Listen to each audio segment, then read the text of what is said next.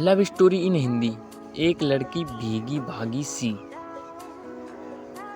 Love story in Hindi में आप पढ़ने जा रहे हैं एक प्रेम कहानी, एक लड़की भीगी भागी सी। दोस्तों, आपने romantic love story in Hindi बहुत सी पढ़ी और सुनी भी होंगी। आज की हमारी यह प्यारी की कहानी न्यू स्टोरी ऑफ लव बिल्कुल नई है और आपको यह कहानी ज़रूर पसंद आएगी।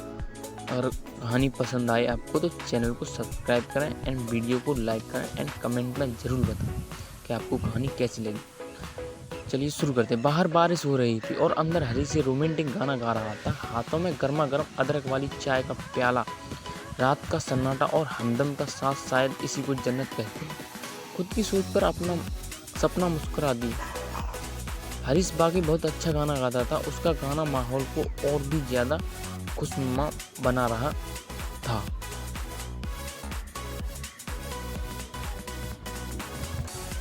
गाना समाप्त हुआ तो हरीश ने दांत की चाह में सपना की ओर देखा। सपना ने भी अपने खास अंदाज में उसके गाने की तारीफ की। यूं ही हंसी खुशी में दोनों चाय पी रहे थे। तभी सपना ने मजाक में हरीश से पूछ लिया कि ये गाना वो किस लड़की के लिए गा रहे थे, तो उसने भी नाटकीय अंदाज में कहा,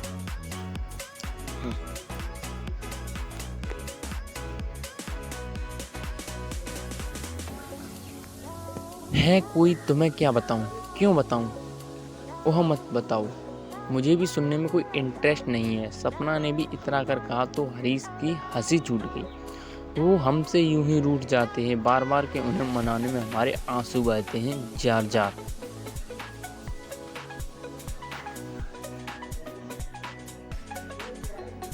हरीश ने उसे मनाने के लिए जोड़ तोड़ कर शायरी बना ली।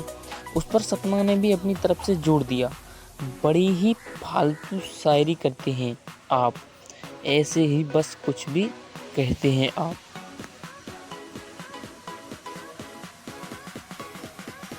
सपना के इस शेर पर दोनों खिलखिलाकर हंस पड़े और फिर बातों में मशगूल हो गई। तभी सपना उठी और अचानक ही नीचे की ओर भागी और गार्डन में जाकर भीगने लगी। हरीश ऊपर से ही उसे भीगते देख रहा था। सपना को बारिश कितनी पसंद है उसे अच्छे से पता था, तो रात होने के बावजूद उसने उसे भीगने से रोका नहीं।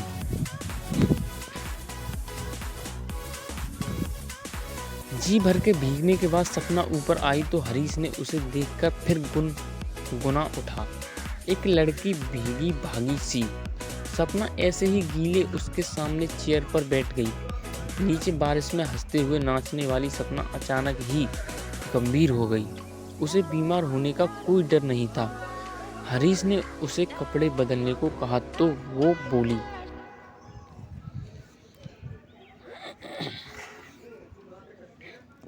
हरीश, अब तुम जब तक मुझे उस लड़की के बारे में नहीं बताते, मैं ऐसे ही सारी रात यहाँ गीली की गीली बैठी रहूँगी। मैं अगर बीमार पड़ गई तो याद रखना, इसके भी जिम्मेदार तुम ही होंगे। ये बात तो सपना सीरियसली बोल रही थी। हरीश सपना के उसके प्रति पागलपन से अच्छी तरह वाकिफ था। सपना को समझाने की गरज से उसने कहा,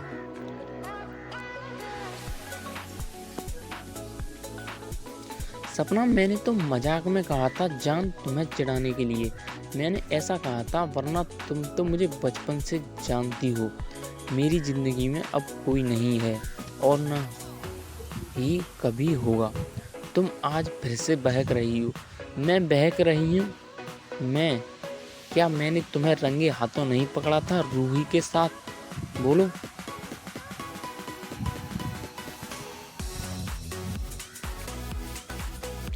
सपना और हरीश बचपन के दोस्त थे। कॉलेज में उन दोनों की दोस्ती रूही के साथ हुई और वो भी उनकी बेस्ट फ्रेंड बन गई। हरीश और रूही एक दूसरे को चाहने लगे थे। सपना ये बात जानती थी। हरीश सपना को बस अपना बेस्ट फ्रेंड ही समझता था, मगर सपना उसे बचपन से ही प्यार करती थी और उसके साथ शादी करना चाहती थी। सपना हरीश के प्रति पागलपन की हद तक पजेसिव थी। वो हरीश को कभी किसी लड़की के साथ नहीं देख सकती थी। रूही के साथ भी हरीश अगर ज़्यादा बात कर लेता था तो वो बिदक जाती थी और 2-3 दिन तक उनके साथ बात नहीं करती थी। फिर हरीश के बहुत मनाने के बाद ही मानती थी। अब ये हमेशा की बात हो गई थी।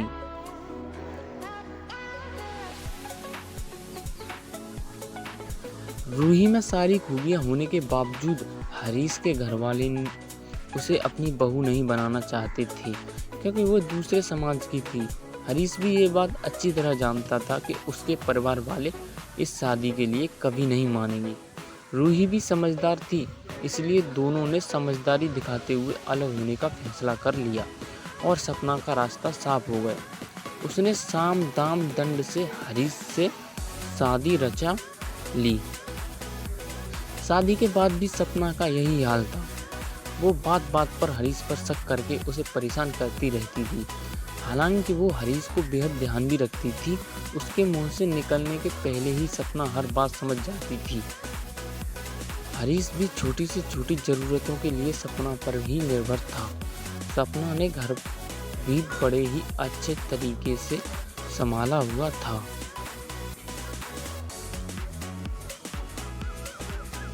ऐसे ही जिंदगी चल रही थी कि एक दिन हरीश को रूही का फ़ोन आता है और वो उससे मिलना चाहती थी। ये एक फ़ोन हरीश और सपना की ज़िंदगी में तूफान खड़ा कर देता है।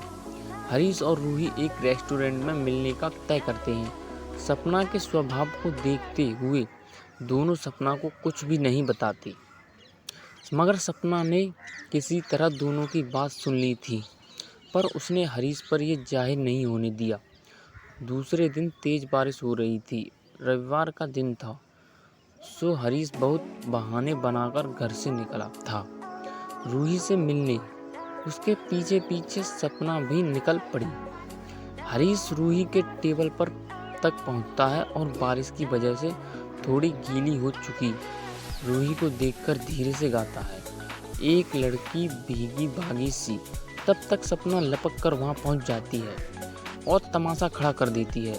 रूही और हरीश दोनों ही एक के लिए ये बहुत ही अनएक्सपेक्टेड था। रूही अपमान की आग में झुलसती हुई वहाँ से निकलने की कोशिश करती है तो सपना उसे थप्पड़ जड़ देती है। अब हरीश का भी स्वयं जवाब दे जाता है और वो भी सपना को थप्पड़ मारा देता है। सपना भुनभुनाती हुई वहाँ से चली जाती है। रूही भी बिना कुछ कहे वहाँ से निकल जाती है। घर जाने की बजाय हरीश अपने फ्रेंड के घर चला जाता है और यहाँ घर पर सपना खतरनाक कदम उठा चुकी थी। हरीश बोलो, कुछ है कुछ तुम्हारे पास बोलने के लिए। सपना की तेज आवाज़ से हरीश भूतकाल से निकलकर वर्तमान में आ जाता है। मैंने तुम्हें तब भी समझाया था सपना, और आज भी वही बात कहूँगा कि तुम्हें बहुत बड़ी गलतफहमी हो गई थी। हम दोनों के बीच संबंध कब के ख़त्म हो चुके थे। वो सिर्फ एक फ्रेंडली मुलाकात थी। सिर्फ तुम्हारे सवालों से और पागलपन से बचने के लिए हमने तुम्हें नहीं बताया था। हर साल जब भी बरसात होती है तुम ये हरकत जरूर करती है। सपना, अब बस भी करो यार, 3 साल हो गए हैं उस बात को। अब मैं तंग आ गया हूँ तुमसे। हरीश ने कहा, मुझसे तंग आ गए हो ना, तो लो मैं जा रही हूँ और इस बार तो पक्का कभी भी नहीं आऊँगी दोबारा। देखना तुम बुला बुला कर थक जाओगी, पर मैं नहीं आऊँगी। सपना ने गुस्से से कहा। तो जाओ ना, किसने रोका है। हर बार यही कहती हो और फिर वापस आ जाती हो। इस बार नहीं आऊँगी, कहते ही सपना ने बालकनी से छलांग लगा दी। सपना का शरीर नीचे निष्प्राण पड़ा था, बारिश से भीगता हुआ। ठीक उसी दिन की तरह रेस्टोरेंट से गुस्से में निकली सपना ने घर आकर आत्महत्या कर ली थी। हरीश के घर आने तक उसका शरीर ऐसा ही भीगता रहा। नौटंकी बात कहीं कि 6 साल से हर बार बारिश के मौसम में एक बार जरूर आती है और हर बार लड़ाई करती है और फिर कभी ना आने का फैसला करके चली जाती है। चलो अब अगली बारिश तक रास्ता देखूंगा। पगली का उसने नीचे झांककर देखा तो सपना नहीं थी। भारी मन से गुनगुनाते हुए वो अंदर आ गया। एक लड़की भीगी भागी सी।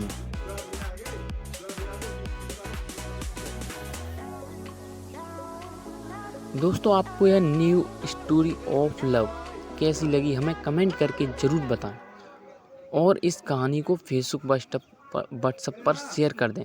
ऐसी ही और प्रेम कहानी हॉरर स्टोरी पढ़ने के लिए हमारे चैनल को सब्सक्राइब करना ना भूलें। धन्यवाद।